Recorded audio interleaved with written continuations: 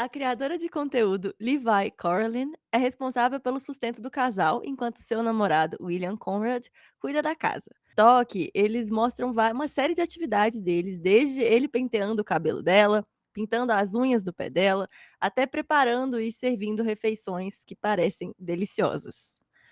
Léo, essa dinâmica de relacionamento te choca? Olha, vou falar que é inusitado, talvez me chocaria se alguém me relatasse, mas me interessa, achei interessante, assim, sabe, tipo, curioso.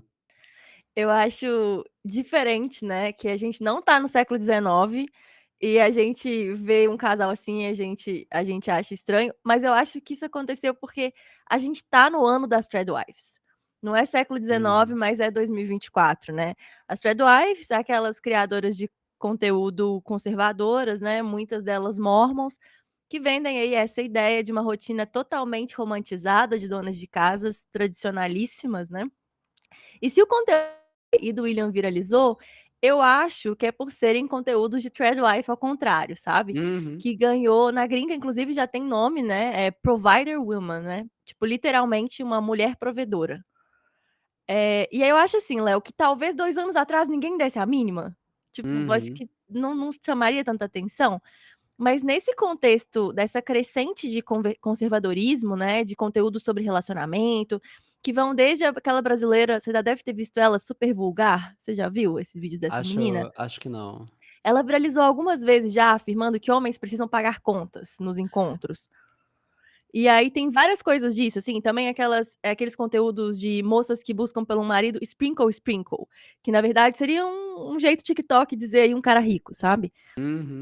E aí a gente tem, assim, até os conteúdos explicitamente misóginos da machosfera, então nesse meio todo de conteúdo, eu acho que é por isso que eles acabam se destacando, assim, faz sentido? Não, faz, assim, você comentou dessa criadora especificamente, mas esse tipo de conteúdo está constantemente bombardeando o meu feed, tá, assim, é só, enfim, público-alvo, né, que chama, de Sim. alguma forma isso é direcionado, mas sobre todos esses estereótipos e expectativas masculinas bem normativos que são colocados e muitas vezes postados por mulheres, né, o que traz Uhum, essa sensação de autoridade de discurso, né, como se fosse a própria entidade, a mulher, falando o uhum. que ela quer, deseja e precisa, né.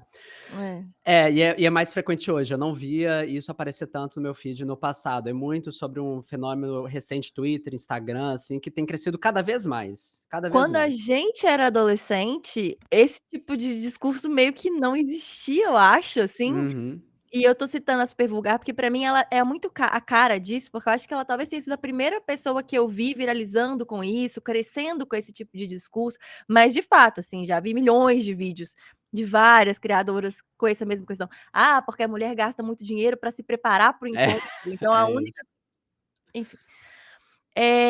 E aí, assim, tem alguns outros aspectos que eu acho que também são relevantes pra viralização do conteúdo desse casal. Eu acho que talvez menos relevante seja o fato de que ele é um cara muito alto e do lado dela ele fica muito gigante, sabe. E tem Aham. vários vídeos que eles começam mostrando essa diferença de tamanho, assim.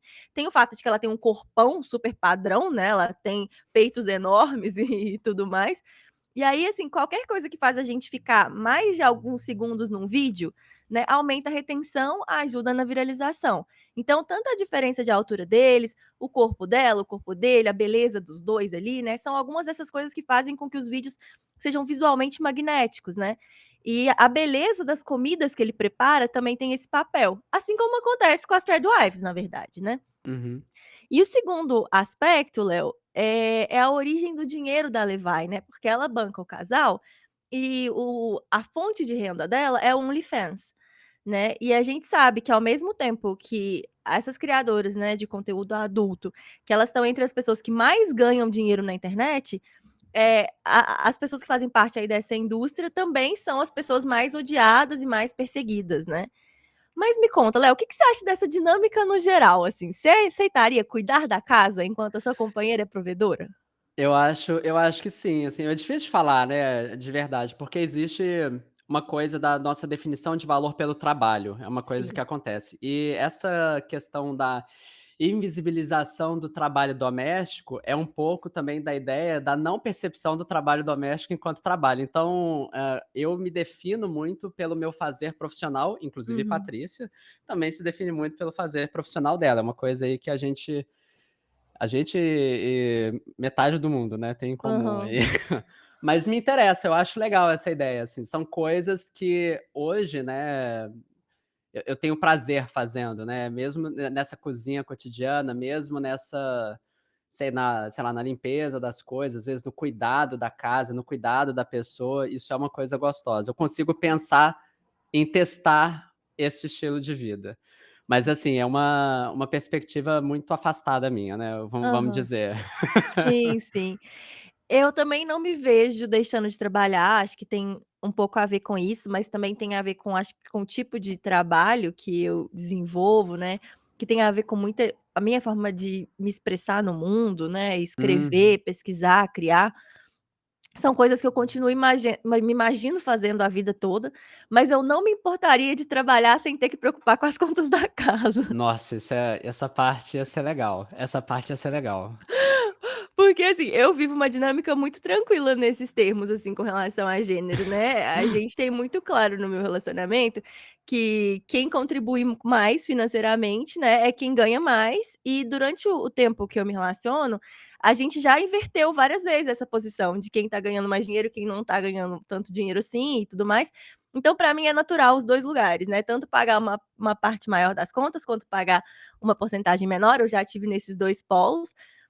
Mas eu acho que é importante dizer, né, eu sempre, estive nessa dinâmica com muita responsabilidade, né, administrando e mantendo a minha reserva financeira pessoal, que é uma coisa que eu não abro mão de forma alguma, né. Mas Léo, o motivo pelo qual eu tô te perguntando, tô falando a minha posição e tudo mais, é porque eu acho que é aqui, eu acho que é isso que é o mais importante em termos de viralização e disso se tornar um assunto, sabe. Hum, Porque eu acho que as pessoas se imaginam nessas dinâmicas, né. Então eu acho que as coisas que fazem as pessoas se desafiarem a se fantasiarem em outras realidades, são coisas que têm muito potencial viral. Então assim, as pessoas se imaginam nessa dinâmica, né, seja a moça que é servida pelo namorado, né, ou a esposa que faz qualquer refeição inimaginável, assim. A mulher fez tem uma aquela Mary Smith, ela fez Coca-Cola do zero. Coca-Cola, tipo, nem parece uma coisa que se pode fazer em casa, sabe. Ou senão o cara que é bancado pela esposa, né. Ou que tem uma esposa extremamente dedicada à família. Então, assim, eu acho que isso viraliza muito em 2024 também, além de ser um discurso que está na contramão aí de grande parte das coisas que a gente tem visto viralizar, é que a maior parte de nós só vai viver uma dinâmica assim na fantasia, sabe. Eu não conheço uhum. casais da nossa idade que possam se dar o luxo de pensar em um dos 2 só trabalhar. Porque, tipo assim, em 2024 já é muito difícil para qualquer casal se manter, especialmente pensar em criar uma família, ter filhos e tudo mais, com o trabalho de 2 pessoas, sabe. O É. que dirá abrindo mão de uma das rendas da família. Faz sentido? Não, faz demais, assim, e é muito na fantasia. Eu conheço, tá, assim, mas, são casos muito excepcionais de pessoas muito engenheiradas.